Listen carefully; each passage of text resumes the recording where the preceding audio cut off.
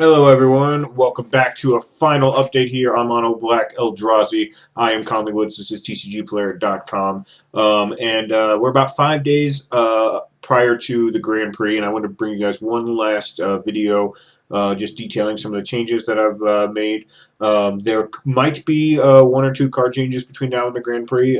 You should never write those off, and I'm usually one that does tend to make a last minute change or two. And in those cases I will update everyone on Twitter, so go ahead and follow me on there if you're interested in this deck, Conley81 on Twitter, and I'll post pictures or whatever of all my changes. But for now, I made quite a few changes since the last time I talked to you guys about this deck, so I figured I would bring it back, update you real quick, and let you know where I'm at for the Grand Prix. So I am playing this deck in the Grand Prix, and this is the list, save those couple changes I was talking about that I will be playing. So since the last time, we upped the black mana in the main deck, specifically by cutting Crumbling Vestige. We're down to just a single copy. We cut the Blighted Fen. As much as I like Blighted Fen, we just couldn't afford any random colorless lands. And we jacked up the swamp count quite a bit. We're up to 10 swamps now. 4 Ruins, 4 Crossroads, 4 Aether Hub, and 1 Crumbling Vestige. This has made getting access to black mana much more palatable. We have double black in our main deck now, and then we have a lot of double black in our sideboard. So I wanted to make sure that we could cast this stuff reliably, we can gain access to it reliably. And I think the new mana base helps that a lot, not to mention the random Pilgrim's Eye sitting over here that can be fetching up a swamp. So all those things considered,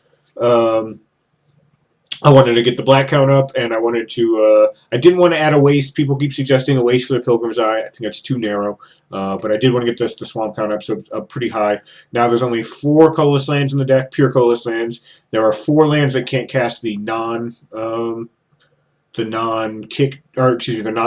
black stuff, but there's a lot of devoid black stuff. Keep that in mind. Transgress the Mind, Wasteland Stringer, Complete Disregard, Bearer of Silence. It doesn't work on Mindbender, but then works on those sideboard stuff, another Strangler, Flaying Tendrils. So all that stuff combined, and it's essentially a swamp for all those things. So that's great. I could see as far as 1 additional swamp making the deck. If we do end up cutting this Vestige, I would not be completely surprised. That's probably the max amount of swamps that we'll need. So that is on the table, although not definitive.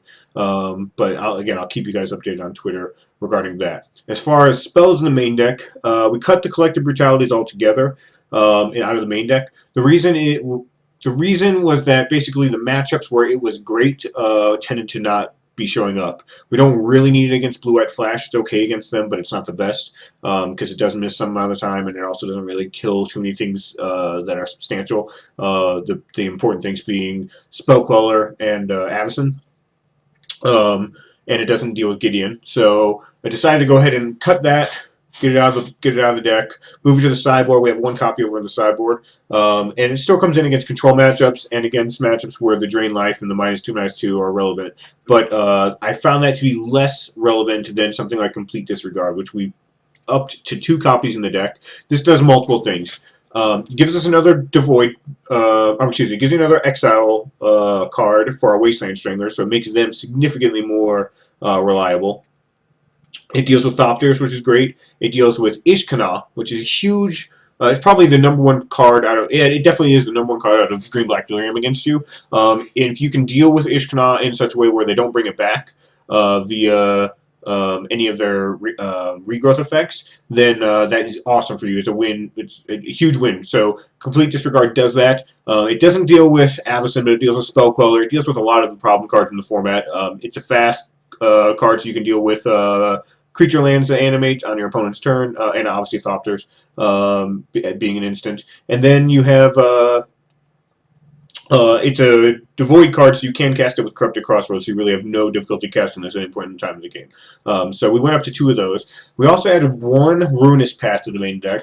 The thought process here is that there's a couple of cards that we struggle against that it answers, namely Gideon, and it does answer Ishkana, although it's not the greatest there.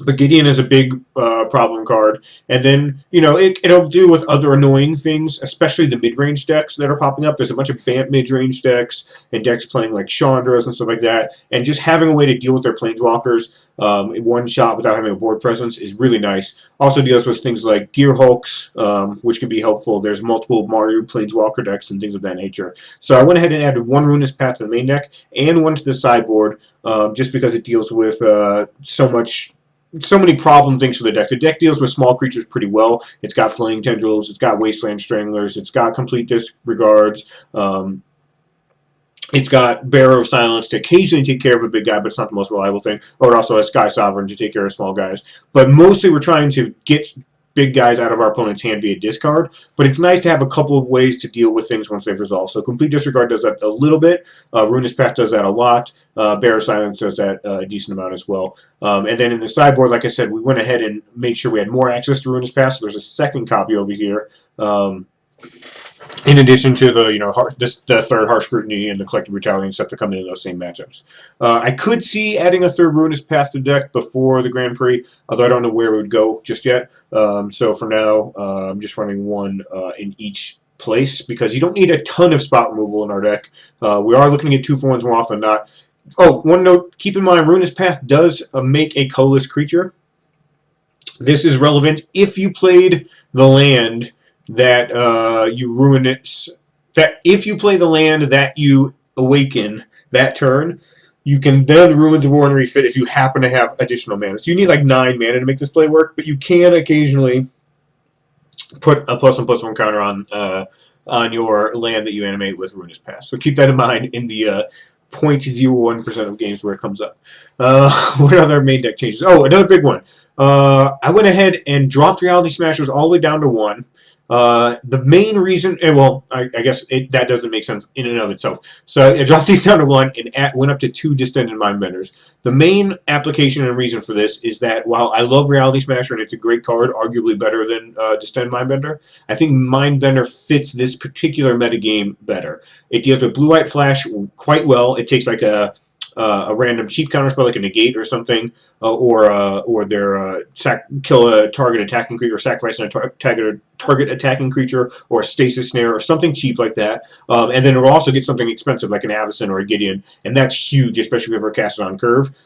Against Delirium, it's much better than Reality Smasher, who often can't attack. This will take their Emrakul that you've been letting them hold on to for a while, as well as taking their cheap tutors or regrowth effects. So basically, I just think that, and of course against combo, while a 5/5 haste trample is not bad, disrupting their combo pieces, taking their Aetherworks Marvel, or taking their Metalwork Colossus out of their hand, or whatever it might be, is a lot more effective way of dealing with that. So I went ahead and just moved the Mindbenders to the main deck. If you look over here, we have Reality Smashers in the sideboard. You can go up to 3 if there's a matchup where they're really needed. I could see Sky Sovereign potentially swapping for a Reality Smasher. I could see cutting all the Reality Smashers out of the main deck and maybe playing something else in the slot.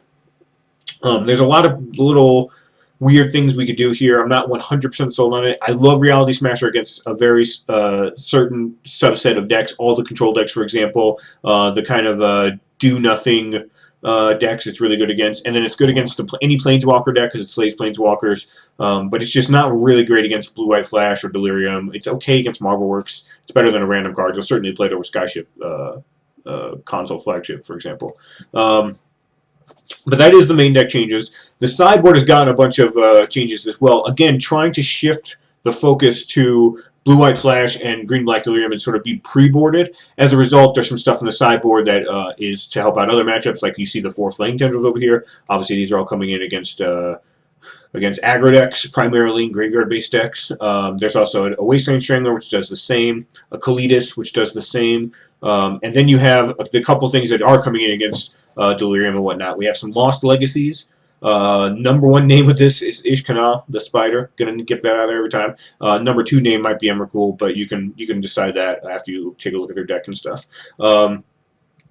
Liliana comes in those matchups, but she was already here. But the Lost Legacy is kind of like your stopgap against those specific decks. It also comes against combo decks. You'll name Emrakul against the Marvelworks or the Aetherworks Marvel decks.